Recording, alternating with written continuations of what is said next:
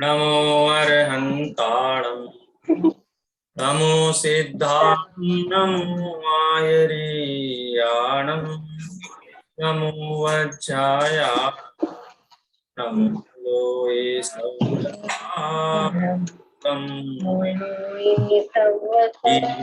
जीवम दवम जिणवरवसवेण जेणने देठं देविन्द wind वन्दं वन्दे तं सौवदा शिरसा। क्योंकि अंतराल के बाद आज अपनी ये क्लास हो रही है। हमने पिछला प्रकरण जो शुरू किया था उसमें 14 गुण स्थानों की चर्चा की थी। जैसा कि गाथा थी आचार्य देव की, मग्गण गुण ठाणेय 14 से हवंती शुद्धणया विण्णेया संसारी सव्वे शुद्धा हूँ शुद्धणया। यानी शुद्धने से तो सभी जीव शुद्ध हैं, माने सभी जीव माने संसारी मुक्त, सभी जीव अपने स्वभाव की अपेक्षा से मुक्त ही हैं, उनके शुद्ध ही हैं, चाहे संसारी हो चाहे मुक्त हो, सभी शुद्ध ही हैं। कोई यदि ऐसा प्रश्न करता है ना कि जीव को शुद्ध कैसे कह सकते हो, अरे भाई हमारे आचार्य देवों ने तीर्थंकर की वाणी को सार बना करके बात कही है। कोई साधारण व्यक्ति कहे, सड़क पे चलता हुआ आदमी कहे, तो हम उस बात को छोड़ दें, उस पर विचार ना करें। लेकिन ये तो हमारे महान परम दिगंबर आचार्यों ने बात कही है, और वो भी ऐसे ही नहीं कही है। किसके आधार पे कही है? सर्वज्ञ भगवान की वाणी के आधार पर कही है। इसलिए हमारे लिए तो ये बात परम पूज्य है। इससे बड़ी कोई बात हमारे लिए नहीं हो सकती। सबसे पहली बात, सब्बे शुद्धा हूँ शुद्धणया। लेकिन संसारी जीव को यदि उसकी अवस्थाओं के निकट जाकर के देखा जाए तो क्या है? मग्गण गुण ठाणेय, यानी मग्गण और गुण, मार्गणा स्थान और गुण स्थानों में विभाजित करके जीव का स्वरूप समझा जाता है। ठीक है, एक बार हम गाथा का पाठ फिर से कर लेते हैं। गाथा का पाठ करने में कोई हानि नहीं है। आचार्यों के मंगल सूत्र हैं, जीवन के कल्याण करने वाले सूत्र हैं। इन सूत्रों का तो निरंतर पाठ होना चाहिए, और इतना पाठ होना चाहिए कि हमारे कंठ में बस जाए। हाथ में शास्त्र ना हो लेकिन कंठ में जिनवाणी माता सदैव गुंजायमान रहे, इसलिए बारंबार इन सूत्रों का उच्चारण होना चाहिए, चिंतन होना चाहिए, मनन होना चाहिए। इसलिए पुनः एक बार हम इस गाथा को पढ़ते हैं, उसके बाद गुणस्थान 14 गुणस्थान के बाद जो चर्चा है वो चर्चा हम देखेंगे। ठीक है, चलिए एक साथ पाठ करेंगे गाथा का। मग्गण गुण ठाणे हिय 14 अवंतीतः शुद्धणया विण्णेया संसारी सव्वे शुद्धा हु शुद्धणया। थोड़ा स्पेलिंग ठीक कर लूं इसकी।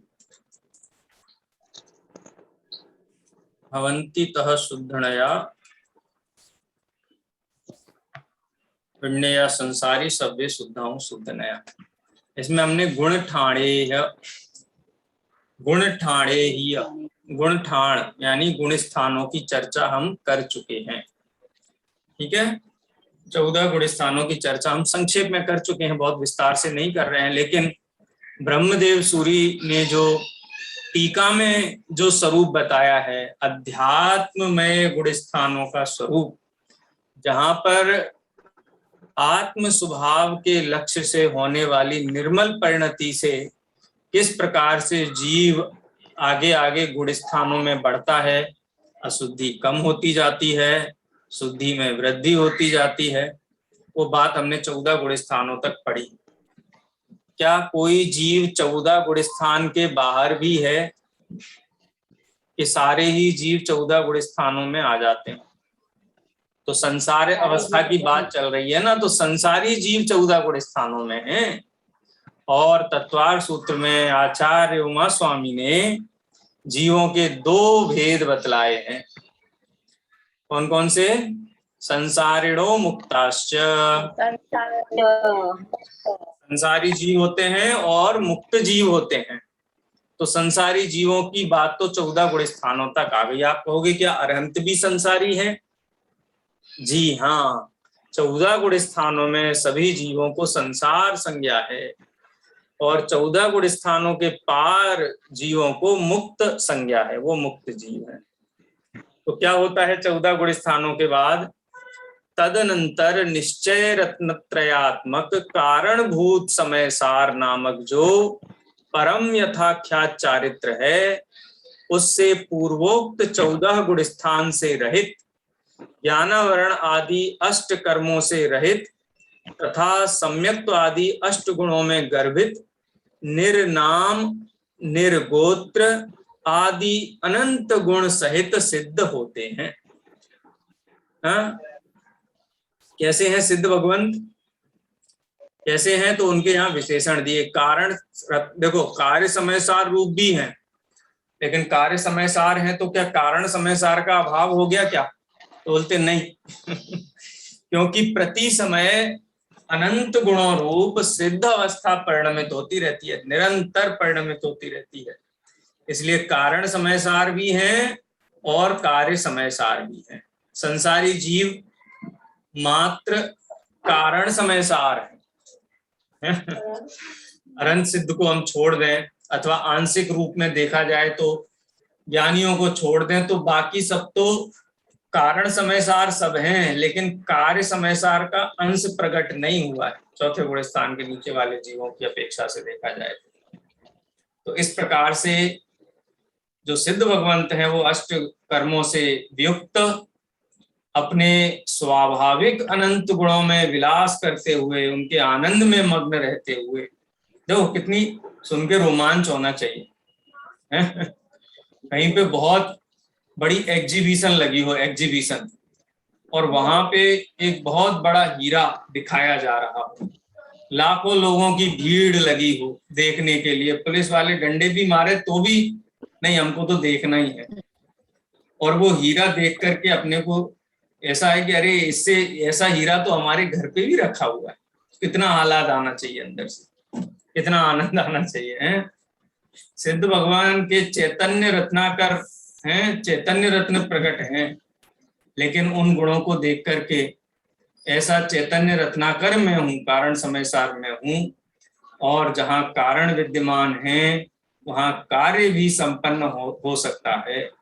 इसीलिए स्वसन्मुख पुरुषार्थ की आवश्यकता है। 8 गुणों के अभाव का यहाँ पर निर्देश किया है, और जो 8 कर्मों की अभाव रूप अवस्था है उसी अवस्था का नाम मुक्त अवस्था है। इसमें एक प्रश्न और यहाँ पर उपस्थित किया गया, बड़ा रोचक प्रश्न है, ये भी हम देखते हैं। यहाँ शिष्य पूछता है कि केवल ज्ञान हो जाने पर जब मोक्ष के कारणभूत रत्नत्रय की पूर्णता हो गई तो उसी समय मोक्ष हो जाना चाहिए। सयोगी और अयोगी इन 2 गुण स्थानों में रहने का कोई समय ही नहीं है।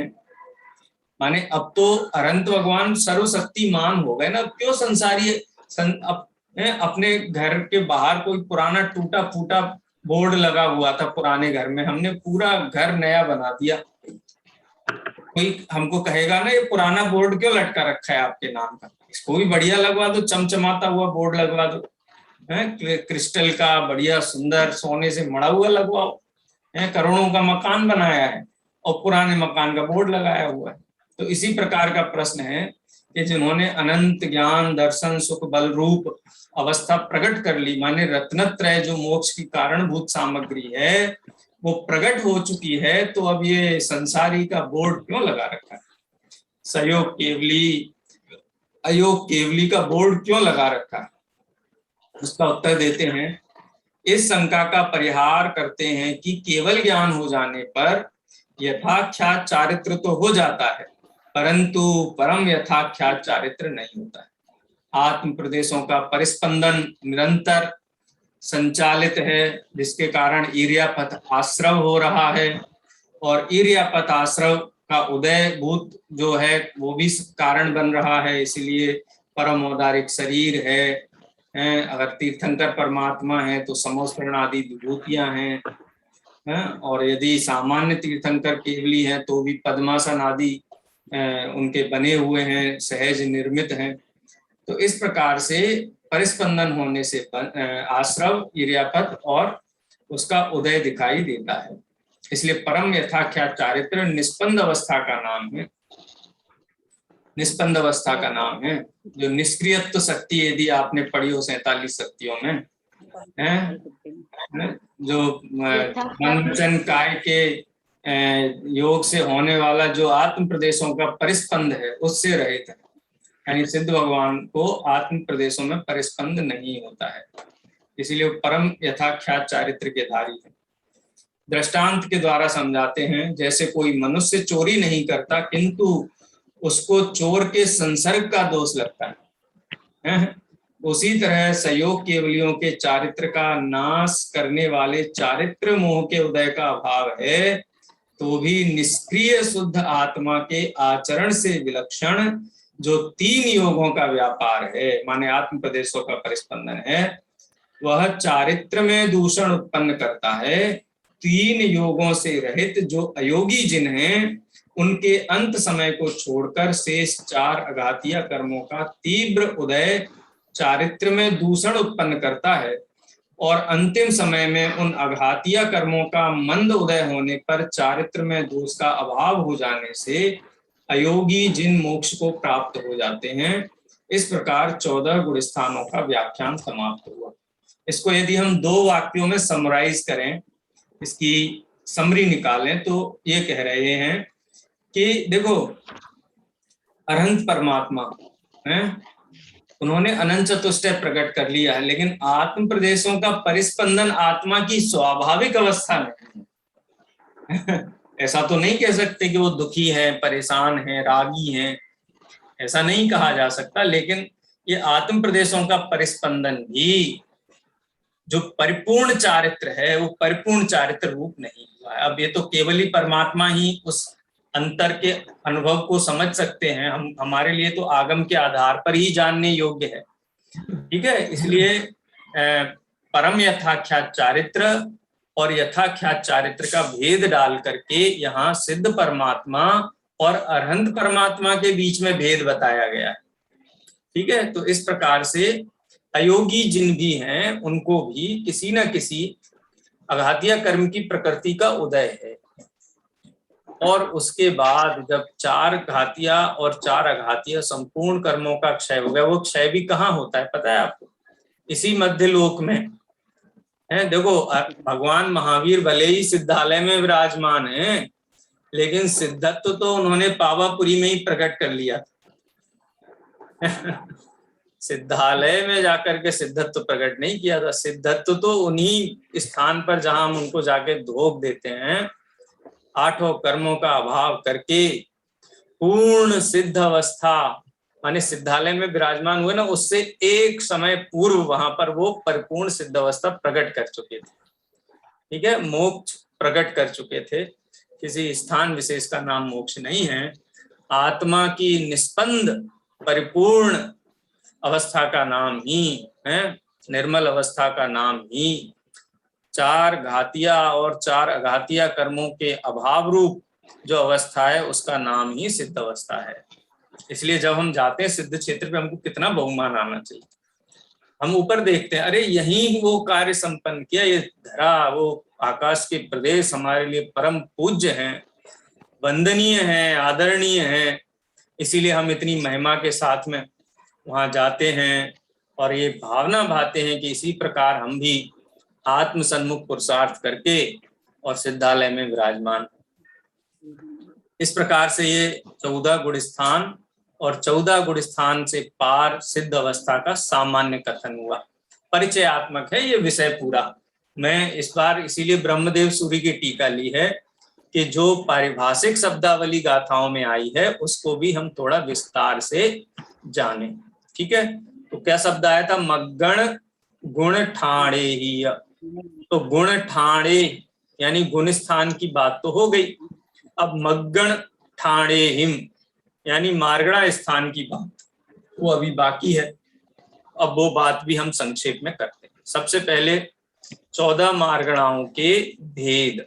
वैसे तो गोम्मट सार ग्रंथ की मूल गाथा, एक गाथा अगर आप याद कर लो तो आपको 14 मार्गणा स्थान याद हो जाएंगे। गई इंदी सुकाए जोए वे कसाए डाणे सम्मत संजम दंसण लेसा सम्मत सन्य आहारे। एक शब्द मिस है मेरा भी, बहुत दिन हो गए हैं, इसीलिए स्वाध्याय करते हैं ना तो हम आपका जितना लाभ होता है ना उससे 3 गुना मेरा लाभ होता है, पता है। क्योंकि जो विषय बहुत पहले पढ़ा था तो कुछ ना कुछ निमित्त चाहिए ना उसको पुनरावृत्ति के लिए। विशुद्धि स्वाध्याय से, स्वाध्याय सुनने से ही नहीं होती है, स्वाध्याय स्वयं करने से, स्वाध्याय कराने से, चर्चा परिचर्चा करने से। एक शब्द मेरा मिस हुआ है, मैं गाथा मूल देखूंगा और आपको सुनाऊंगा फिर शनिवार को दोबारा। यहाँ पर हम उनके नाम देख लेते हैं।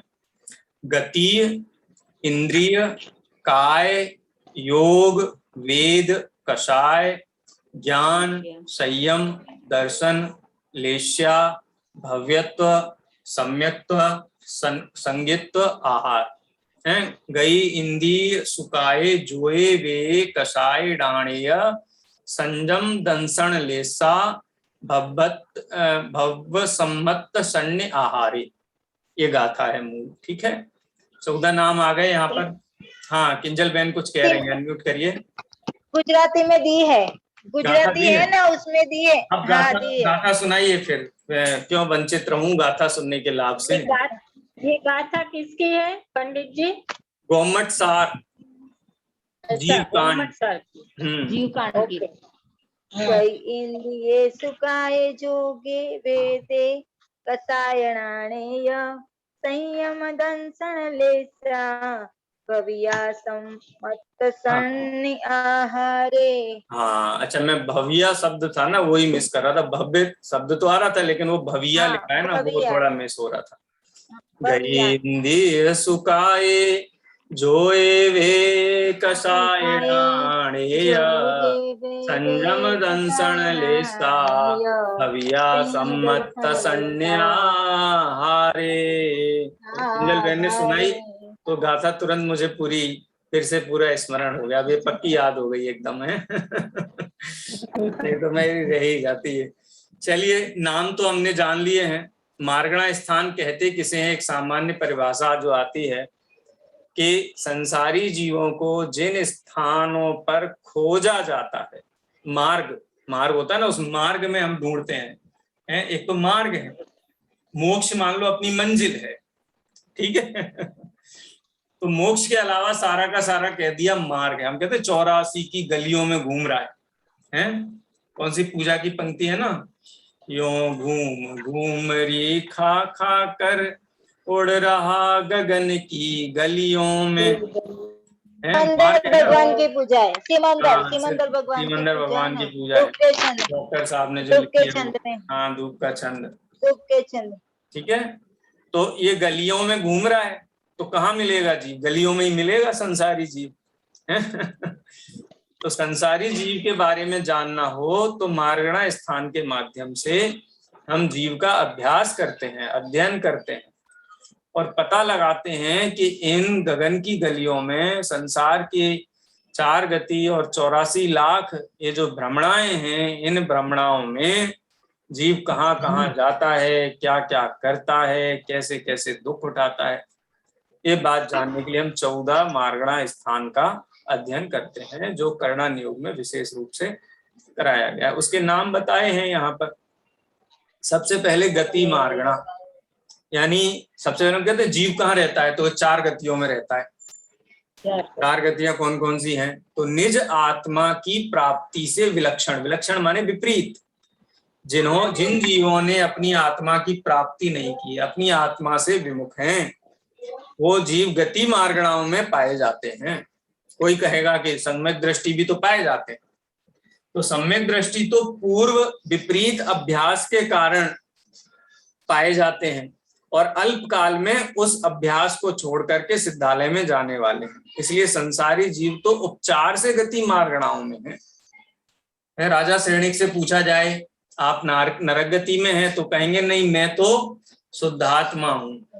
द्रग धारी चिन्ह मूर्त की मोहे रीति लगत है रीति लगत। अटापटी, बाहर नार की कृत दुख भोगे, अंतर सुख रस घटाघटी। हम किसी गति में नहीं, इसलिए सामान्य रूप से संसारी जीवों का अध्ययन गति मार्गणा के माध्यम से किया जाता है। जो ज्ञानी जीव हैं वो अल्प काल में इन गतियों को छोड़कर सिद्धालय में जाने वाले हैं। ठीक है, तो गति मार्गणा में जीवों को देखा जाता है। उसके बाद इंद्रियों में जीव कितने प्रकार का होता है, तो 5 जातियां बताई। हम कहते हैं ना ये ब्राह्मण है, क्षत्रिय है, वैश्य है, शूद्र है, हम ये जातियां करते हैं, जैन है, अजैन है। नहीं, जीव की 5 जातियां होती। एक इंद्रिय जाति, 2 इंद्रिय जाति, 3 इंद्रिय जाति, 4 इंद्रिय जाति, 5 इंद्रिय जाति। यानी संसारी जीव इन 5 जातियों में विभक्त हैं, जिनकी गणना हम इंद्रियों के आधार पर करते हैं।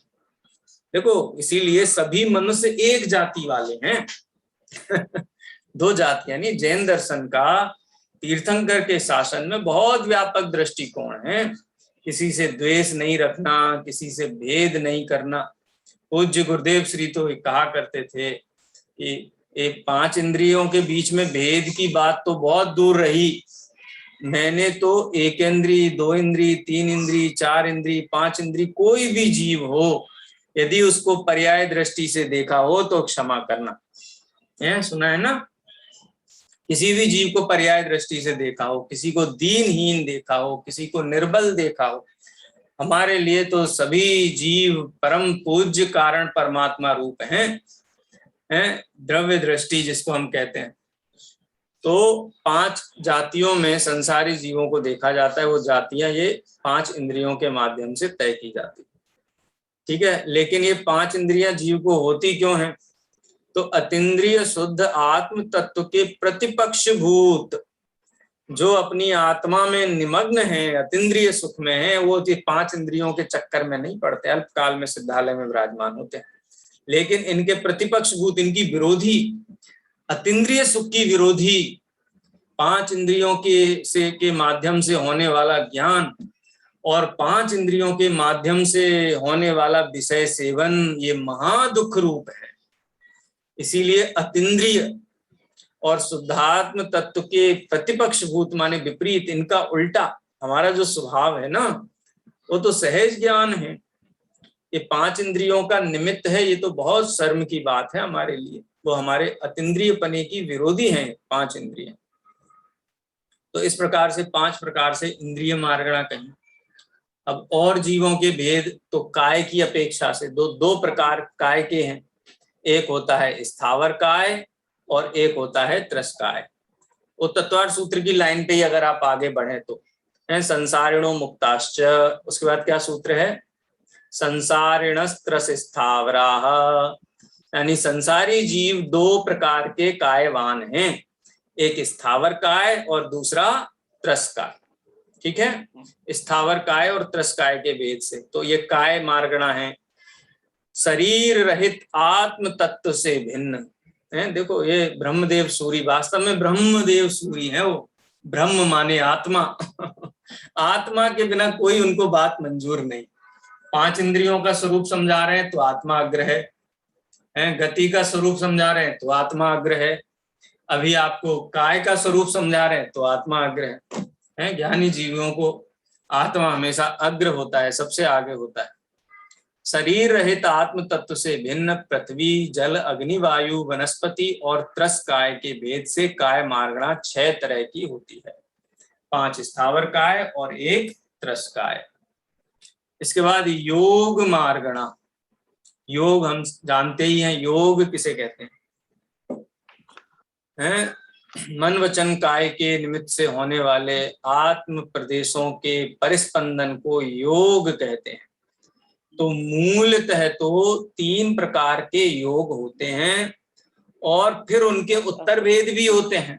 काय के कितने भेद हो गए? 5 भेद हो गए, 5 प्रकार का काय हो गया। वचन भी कितने प्रकार के हो गए? बहुत सारे भेद हैं। अभी हम 10 लक्षण सत्य धर्म की जब पूजा करेंगे तो जनपद सत्य, तत्कालिक सत्य, ऐसे कितने प्रकार सत्य के भेद चलते हैं। तो उनके भेद प्रभेद की बात नहीं करें तो मूल रूप से देखा जाए तो, लेकिन वो योग भी आत्म स्वभाव नहीं है, निष्क्रियत्व शक्ति को नहीं दर्शाते हैं योग, वो निष्क्रियत्व शक्ति के विपरीत है। देखो आप किसी कुर्सी पे बैठे हो और उस कुर्सी को कोई यूं यूं हिलाता रहे जोर जोर से, तो आपको अच्छा लगेगा? नहीं। है, लेकिन आदत पड़ जाती है। गांव के लोग वो छगड़े में बैठते हैं, छगड़े में बैठते हैं, हिलते हिलते हिलते हिलते हिलते हिलते जाते हैं, लेकिन आदत पड़ गई है तो उनका लक्ष्य उधर नहीं जाता है। लेकिन कोई शहर का आदमी हो, है एग्जीक्यूटिव क्लास में बैठने वाला है, मर्सिडीज में घूमने वाला, उसको गांव में जाके छगड़े में बिठा दो, कहेगा ये क्या है? इसमें वो नहीं है, क्या बोलते हैं उसमें, जंपर होते हैं, क्या होते हैं? क्यों? क्योंकि वो स्वाभाविक अवस्था नहीं, निष्क्रियत्व ये स्वाभाविक अवस्था है, आत्म प्रदेशों का परिस्पंदन नाम है। संसारी जीव है, उसको पता ही नहीं है मैं क्यों दुखी हूं।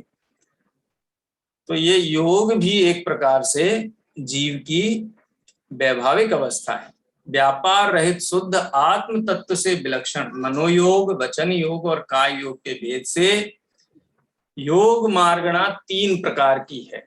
संक्षेप कथन हो गया, पूरा हो गया, फुल स्टॉप लगा देना चाहिए। अब विस्तार करते हैं उसी का। विस्तार से सत्य मनोयोग, असत्य मनोयोग, सत्यासत्य मनोयोग माने उभय मनोयोग, और सत्यासत्य रूप न होकर के अनुभय मनोयोग के विस्तार से के भेद से 4 प्रकार का मनोयोग है। ऐसे ही सत्य, असत्य, उभय, अनुभय, इस प्रकार से 4 भेद वाला वचन योग है। और औदारिक मिश्र, वैक्रियक मिश्र, आहारक मिश्र और कारमाण, ऐसे काय योग 7 प्रकार का है। सब मिलकर योग मार्गणा 15 प्रकार की हुई। अब यहाँ औदारिक मिश्र की क्या चर्चा है? औदारिक शरीर है, लेकिन औदारिक शरीर कभी अकेला नहीं रहता है।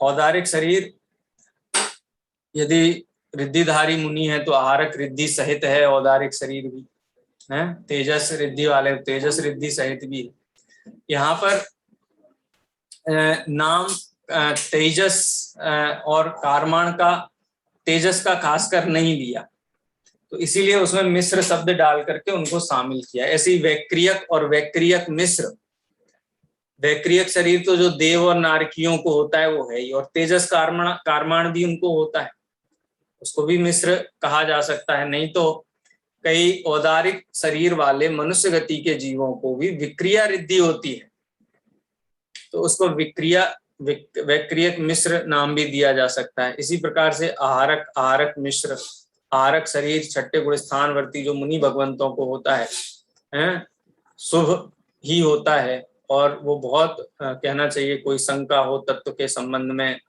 इस प्रकार की स्थितियों में वो रिद्धि कार्यरत होती है। और उसके साथ में औदारिक शरीर भी है, तेजस शरीर भी है, कारमान शरीर भी है। इसका विशेष विस्तार हम आगम ग्रंथों में देख सकते हैं। मैं बहुत सामान्य कथन कर रहा हूँ, बहुत स्थूल कथन कर रहा हूँ, बहुत डीप में नहीं जा रहा हूँ। और कारमान शरीर, ऐसे काय योग 7 प्रकार का है। सब मिलकर के योग मार्गणा के 15 भेद यहाँ पर दर्शाए गए। और भी भेद हो सकते हैं इनके। हाँ बोलिए सेजल बहन। ये मनोयोग का थोड़ा समझाइए तो वापस। मनोयोग का नहीं समझ। मनोयोग माने मन के निमित्त से होने वाला जो परिस्पंदन है आत्म प्रदेश, उसको मनोयोग कहते हैं। अब यहाँ 4 भेद किए। सत्य मनोयोग यानी किसी सत्य वस्तु का विचार करना, सत्य का विचार करना, ऐसा आप कह सकते हैं, उसमें भी परिस्पंदन हो रहा है। असत्य का विचार करना अथवा सत्यासत्य मिश्रित विचार करना, आधा सत्य और आधा असत्य, इस प्रकार से विचार करना, अथवा दोनों का ही विचार ना करके किसी अन्य वस्तु का विचार करना, यानी उसमें सत्यासत्य की अपेक्षा ना होना, उसको भी हम कह सकते हैं अनुभय मनोयोग कह सकते हैं। तो इस प्रकार से भेद बतलाए गए हैं, क्योंकि विचार करेगा जीव तो क्या विचार करेगा। अब इसका और विस्तार भेद करें तो अनेक भेद हो सकते हैं। सत्य के भी अनेक भेद हो सकते हैं असत्य के भी अनेक भेद हो सकते हैं। प्रथा सिद्धि उपाय में तो बताई है, असत्य का उद्भावन, सत्य का अपलाप, अन्यथा प्ररूपण है, और गर्हित वचन। तो और भी आप भेद कर दीजिए, असत्य वचन के 4 और भेद कर दीजिए, 4 भेद करते जाइए, 16 भेद हो जाएंगे। गरित वचन के भी अनेक भेद हो सकते हैं, है ना ख्याल में। तो ये तो सैंपल हैं जो भेद प्रभेद आगम में बताए हैं ना, हमारी बुद्धि प्रमाण है, सैंपल से समझ लो। कई लोग कहते हैं परिग्रह कितने प्रकार का होता है, 10 प्रकार का होता है। सोना चांदी, खेत मकान, कपड़ा बर्तन, दासी दास्य, धन धान्य, ये यही होता है। तो यही होता है, रुपया पैसा तो नहीं का। तो रुपया पैसा तो हम कितना भी रखें तो परिग्रह नहीं कहलाएगा ना, है शर्मिष्ठा बहन, पैसा तो परिग्रह नहीं है ना, वो तो हम कितना भी कर सकते हैं। मुनि दीक्षा लेकर के, अर्जिका दीक्षा लेकर के भी कोई अब जो रुपया रखे और कहे बताओ शास्त्र में कहाँ रुपए को परिग्रह का है, नहीं कहा है। तो ये तो नमूने के रूप में भेद बतलाए जाते हैं, इनके अनेक भेद हो सकते हैं। अरे भाई रुपया क्यों रखा है, रुपया किस काम में आता है? रुपये से खरीदोगे जमीन, खरीदोगे खेत, खरीदोगे सोना चांदी, खरीदोगे कपड़े, खरीदोगे अन्न अनाज, खरीदोगे पशु, खरीदोगे साधन, खरीदोगे, तो परिग्रह ही है ना वो तो एक प्रकार से। तो ऐसे यहाँ पर सैंपल में भेद बतलाए गए हैं, इनके उत्तर भेद अनेक प्रकार से हम देख सकते हैं। ठीक है, कितने हो गए अभी? 4 हो गए। 5वां देखते हैं, वेद मार्गणा। वेद के उदय से उत्पन्न होने वाले रागादिक दोषों से रहित जो परमात्म द्रव्य है, पॉजिटिव बात करते हैं पहले आचार्य ब्रह्मदेव सूर्य, समझा रहे हैं वेद मार्गण हैं, और कथन किसका कर रहे हैं? परमात्म द्रव्य का। क्योंकि ये कभी विस्मरण नहीं होना चाहिए कि मैं परिपूर्ण परमात्म द्रव्य हूँ, योग मेरे में नहीं है, काय मेरे में नहीं है, इंद्रियां मेरे में नहीं है, मैं तो इन सबसे रहित परम शुद्ध ज्ञानानंद स्वभावी द्रव्य हूँ। उनसे भिन्न स्त्री वेद, पुरुष वेद और नपुंसक वेद, ऐसे 3 प्रकार की वेद मार्गणा। ये कोई आपके लिए नया विषय नहीं है, सब आपने पढ़ रखा है, व्यवस्थित कर रहे हैं खाली, हैं व्यवस्थित कर रहे हैं। इसके बाद कसाय मार्गणा। कसाय रहित शुद्ध आत्मा के स्वभाव से प्रतिकूल क्रोध मान माया लोभ भेदों से 4 प्रकार की कसाय मार्गणा है। अब इनका और भेद करना हो तो कर सकते कि नहीं कर सकते? अनंतानुबंधी क्रोध, अनंतानुबंधी मान, अनंतानुबंधी माया, ऐसे 4 4 4 करके 16 भेद कर सकते हैं। और भी भेद कर सकते हैं, नो कसाय का, हास्य, रति, अरति, शोक, भय, जुगुप्सा, स्त्री वेद, पुरुष वेद, नपुंसक वेद। देखो 5वें नंबर में भी वेद की चर्चा की है, और कसाय मार्गणा में भी 3 वेद की चर्चा आती। तो जो 5वें नंबर का बिंदु है वो शरीर की जो निर्वर्ती है, रचना है, उस रचना विशेष की तरफ से वो मार्गणा की बात की गई। और 6वें नंबर में जो कसाय मार्गणा है, वहां पर जो स्त्री वेद, पुरुष वेद, नपुंसक वेद है, वो भाव वेद की अपेक्षा बात की गई। ठीक है, इसलिए दोनों में अंतर भी समझना चाहिए। उसके बाद ज्ञान, 5वें में हाँ जी, 5वें में स्त्री वेद पुरुष, 5वें में बता रहा है आगे, यहाँ पे जो बताया उसमें 5वें में बताया स्त्री वेद, पुरुष वेद, नपुंसक। यहाँ पे तो फिर कार्य कषाय मार्गणा वगैरह का बताया हुआ है 6ठे नंबर में। तो हाँ, कसाय मार्गणा का जो भेद है ना, नु कसाय के लास्ट वाले 3 भेद कौन कौन से हैं? स्त्री वेद, पुरुष वेद, नपुंसक वेद। नहीं, क्रोध मान माया लोभ तो वो 16 भेद हो गए। उसके बाद नो कसाय है ना, 9। हास्य, रति, अरति, शोक, भय, जुगुप्सा, 7 हो गई। और 3 कौन सी बची लास्ट में? स्त्री वेद, पुरुष वेद और नपुंसक वेद। तो भाव वेद आ गया इसमें। ऊपर द्रव्य वेद की बात थी, ऊपर द्रव्य वेद, हाँ, शरीर की रचना विशेष की बात थी। और यहाँ पर जीव के जो भाव है, ऐसा जरूरी नहीं है कि कोई पुरुष है तो उसको स्त्री वेद का उदय नहीं होता है, हो सकता है। कोई स्त्री को पुरुष वेद का उदय हो सकता है, किसी पुरुष को नपुंसक वेद का उदय हो सकता है, किसी स्त्री को नपुंसक वेद का उदय हो सकता है। जो भाव वेद है वो बदलते रहते हैं कसाय प्रमाण जीव के, लेकिन जो 5वें नंबर में वेद मार्गणा है वो वेद गति के अनुसार चलते हैं। ठीक है, इतना दोनों में अंतर समझना चाहिए। अब इसके बाद क्या आया? ज्ञान मार्गणा। ठीक है, तो ज्ञान की अपेक्षा से भी संसारी जीवों का अध्ययन किया जाता है, उनके बारे में जानकारी ली जाती है। मति, श्रुत, अवधि, मनपर्यय और केवल 5 ज्ञान तथा कुमति, कुश्रुत और विभंगावधि ये 3 अज्ञान, इस तरह 8 प्रकार की ज्ञान मार्गणा है। निश्चय से तो ज्ञान में कोई भेद होता नहीं है, ज्ञान तो ज्ञान है, लेकिन संसारी जीव का अल्प ज्ञान, केवलियों का पूर्ण ज्ञान, इस प्रकार से भेद पड़ते हैं। लेकिन ज्ञान का जो पॉइंट है, पॉइंट माने जो ज्ञान नाम का जो गुण है, वो सभी जीवों में एक जैसा है। लेकिन हम संसारी जीवों के बारे में जान रहे हैं, तो ज्ञान मार्गणा की अपेक्षा से, ज्ञान के भेदों की अपेक्षा से भी जीव के बारे में जाना जाता है। तो ये 8 प्रकार की ज्ञान मार्गणाएं हैं। इसकी चर्चा तो खैर हम पढ़ चुके हैं पहले, हैं विभंगा विधि क्या है?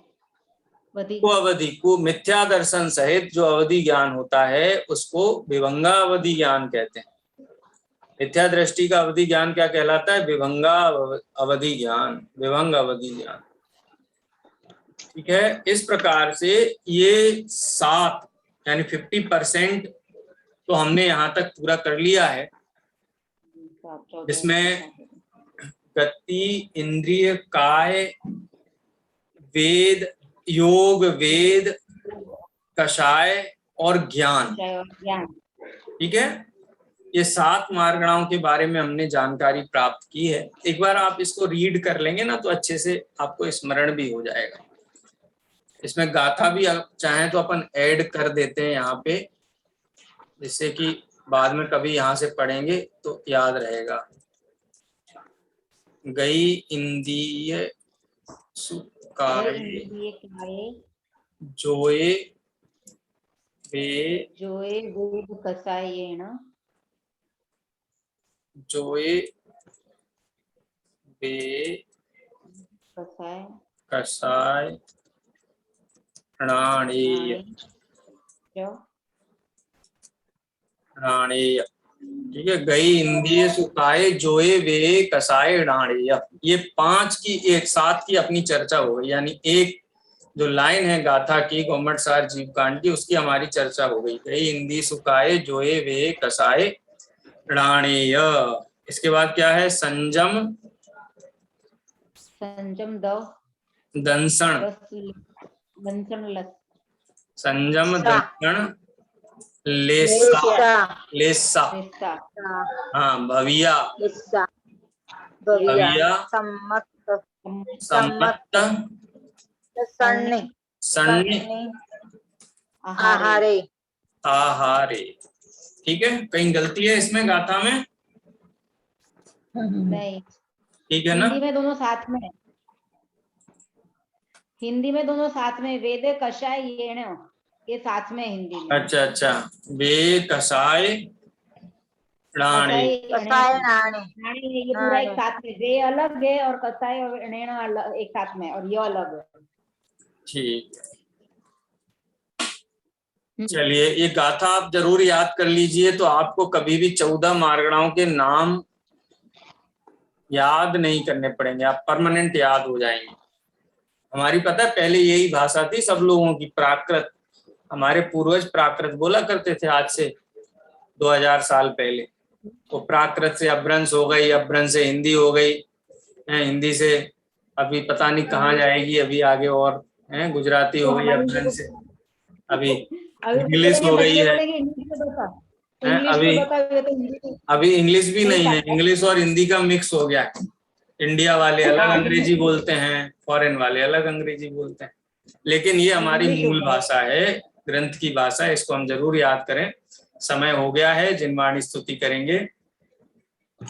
निज निधि निज में बताई, यह अनंत उपकार है, के लिए जिनवाणी माँ को वंदना 7 बार है, वंदना 7 बार है। सांग जिनवाणी मात, जय जिनेन्द्र। जय जय जिनेन्द्र।